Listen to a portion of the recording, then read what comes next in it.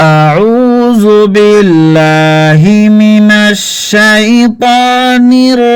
الرجيم بسم الله الرحمن الرحيم تبت يدا أبي لهب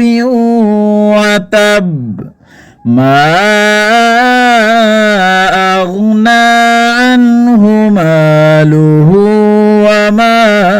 كسب سيصلى نارا ذات لهب وامرأته حمالة الحطب في جيدها حبل من مسد